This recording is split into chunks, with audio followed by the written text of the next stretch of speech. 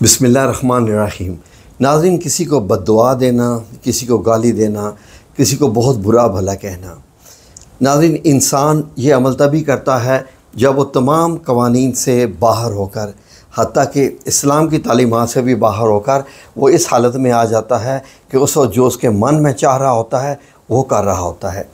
इस्लाम की नज़र में ये अमल कैसा है, यानी बुरा भला कहना, गाली देना।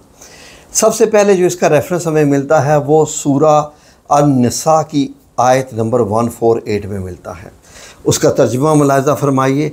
अल्लाह इस बात को पसंद नहीं करता कि कोई किसी को एलानिया बुरा कहे मगर वो जो मज़लूम, और अल्लाह सब कुछ सुनता और जानता है। नाज़रीन, अल्लाह रब्बुल इज़्ज़त ने बड़े आसान अल्फाज में समझा दिया और आखिर पे इसका अपनी ताकत को भी बता दिया कि अल्लाह को तो ये अमल पसंद नहीं है अव्वलन, मगर वो जो मज़लूम, यानी कि कोई बंदा अगर किसी पे जुल्म कर रहा है शदीद किस्म का, और जो मज़लूम है अगर उसके मुंह से उसके लिए जो है वो कुछ बुरे अल्फाज निकल जाते हैं, ख्वाह वो गाली या बद्दुआ की सूरत में, तो वो फिर इतना बुरा नहीं है, लेकिन उसकी भी आम इजाज़त नहीं है, लेकिन वो फिर बुरे अमल में भी नहीं आता है। और आखिर में अल्लाह रब्बुल इज़्ज़त ने जो अपने दो नाम गिनवाए हैं इस आयत में, तो उसका है वकान अल्लाहु समीअन अलीमा। समीअन कि अल्लाह सुनने वाला भी है, अलीमन और जानने वाला भी है, वो सब इल्म रखता है। यानी कि अगर आप गाली दिए जा रहे हो, बुरा भला किसी को कहे जा रहे हो और आप समझते हो कि आप मज़लूम हो, तो आपको ये हक़ हासिल हो गया, लेकिन इतना जहन में रख लो कि आप किसी दूसरे बंदे को बेवकूफ़ बना सकते हो।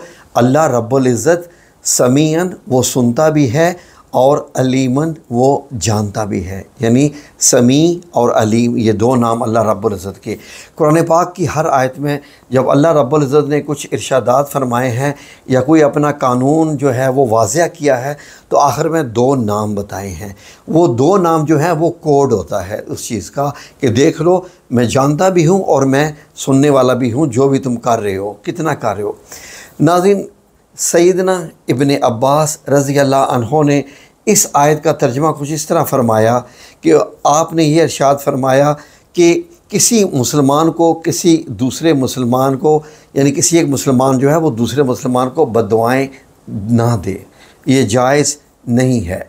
लेकिन जैसे कि अल्लाह ने फरमाया कि उस पर जिस पर जुल्म हो रहा हो और उसका सब्र व ज़ब्त का जो पैमाना है वो लबरेज़ हो जाए, लेकिन पहले वो सब्र करे, वो खामोश रहे।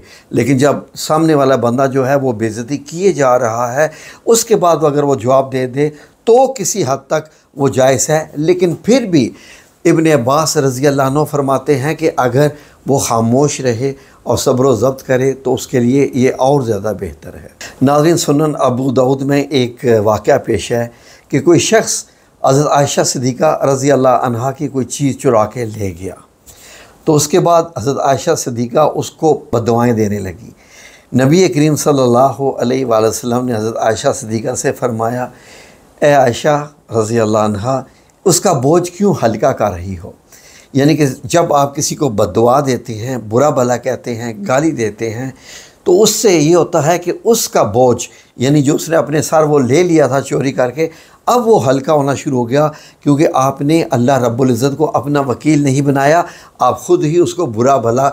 जब हम किसी को बुरा भला कहते हैं तो बेसिकली हम अपना फ़ैसला सुना रहे होते हैं कि तुम बुरे हो, तुम ये हो, तुम वो हो, ये हमारी तरफ से फ़ैसला होता है। और अभी अल्लाह की तरफ से ये फ़ैसला आना बाकी होता है कि वाकई वो शख्स इतना बुरा है। अगर उसने चीज़ चुराई है और आपको कन्फर्म्ड है तो फिर तो आप मज़लूम हो गए, लेकिन अगर आपको कन्फर्म नहीं है और आप उसको बुरा भला कह रहे हैं तो मतलब यह है कि आप समझें कि आप ख़ुद उसके ऊपर अपना एक फ़ैसला कर रहे हैं। सूरा अश-शुरा की आयत नंबर 41 में एक आयत मौजूद है जिसका तर्जुमा एक इस तरह भी है, आप उसको वो भी सुनिए गौर से। जो मज़लूम अपने ज़ालिम से उसके जुल्म का इंतकाम ले ले, उसका कोई मुआख़ज़ा भी नहीं है। कुरान पाक में ये तो रब्बे करीम का बयान है।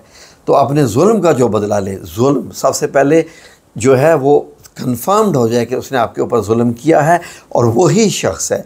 उसके बाद अगर आपको जो बदला उसका बनता है उस तरह का अगर आप बदला ले लें तो उसका मुआखज़ा नहीं है। नाज़रीन, सही मुस्लिम में नबी पाक सल्लल्लाहु अलैहि वसल्लम की एक और हदीस मुबारक भी है कि 2 गालियाँ देने वालों का वबाल उस पर है जिसने गालियाँ देना शुरू की, जिसने पहली गाली दी। हाँ, अगर मज़लूम हद से बढ़ जाए तो वो और बात है। मज़लूम यानी अगर उसने पहली गाली दी है, अब आप उसको जवाब दे सकते हैं, लेकिन बेहतर है सब्र करें। लेकिन अब अगर हद से बढ़ जाए, हद से भी नहीं बढ़ना। अब ये नहीं कि उसने एक गाली दी है तो आप उसको 100 गाली दे के बैठो और ये कहो कि हम तो मज़लूम हैं, तो वो भी नाजायज़ है। नाज़रीन, ये मामले इज़्ज़त देने और इज़्ज़त लेने के हैं।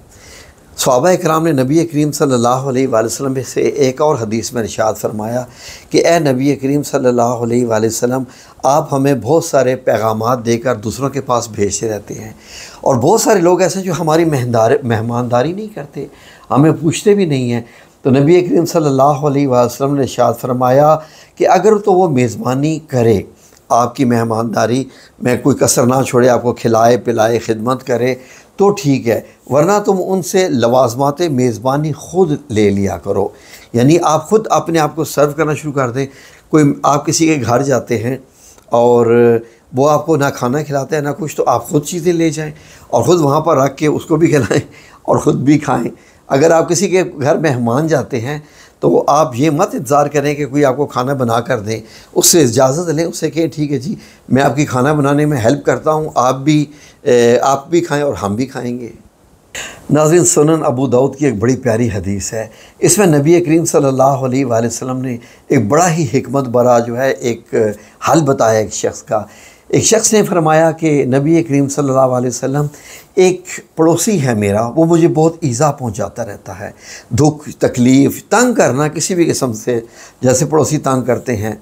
तो नबी करीम सल्लल्लाहु अलैहि वसल्लम ने उसकी मुकम्मल बात सुनने के बाद फरमाया कि कल तुम एक काम करो, अपना सामान निकाल कर सारा बाहर रख दो। और आप सल्लल्लाहु अलैहि वसल्लम ने उसको एक हल बताया। दूसरे दिन उसने ऐसे ही किया, उसने अपने घर का सामान निकाल कर बाहर अपने घर के बाहर दरवाज़े पे रख दिया और ख़ुद वहीं बैठ गया। अब जो भी पास से गुज़रता, भाई क्या हुआ, सामान क्यों बाहर है? तो उसने फरमाया कि ये जो मेरा पड़ोसी है ये मुझे बहुत तंग करता है, इसने मुझे परेशान करके रख दिया है, मुझे सताता रहता है, मुझे बहुत तंग करता है। तो जो भी गुज़रने वाला होता वो कहता, ओहो ये तो बहुत बुरी बात है, ये बंदा तुम्हें तंग कर रहा है, ये बहुत बुरी बात है। फिर इधर से भी बंदा आता कि हाँ भाई क्या हुआ, क्यों सामान लेके बाहर बैठे हो? तो उसने फरमाया ये मेरा पड़ोसी है, इसने मेरी ज़िंदगी अजाब बना के रख दिया, मुझे बहुत तंग किया हुआ है जी, तो बहुत मुझे परेशानी हो गई है। अब कई गुज़रने वाले तो इस यहाँ तक कहना शुरू कर दिया, अल्लाह इसे गारत करे, इस पड़ोसी को जिसने तुम्हारा सुख चैन बर्बाद करके रख दिया है।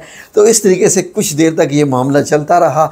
आखिरकार क्या हुआ कि वो जो पड़ोसी था वो खुद बाहर निकला, और जब उसने ये सारे मामलात देखे, लोगों ने उसके बाहर भी मतलब दरवाज़े पे भी दस्तक दे के कहा होगा कि यार तुमने क्या किया, तुमने इसको तंग किया है, बेचारा घर से निकल रहा है, ये कहाँ जाएगा, तुम इसके पास इतना इसको तुम सताते हो।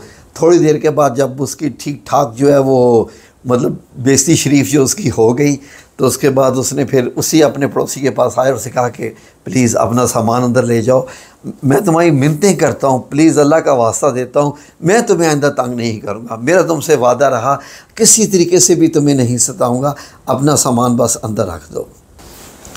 नाज़रीन, अल्लाह के प्यारे नबी ने ऐसे मामलात से बचने के लिए कुछ दुआएँ भी बताई हैं, वो बड़ी ख़ास दुआएँ हैं, वो गौर से सुन लीजिए।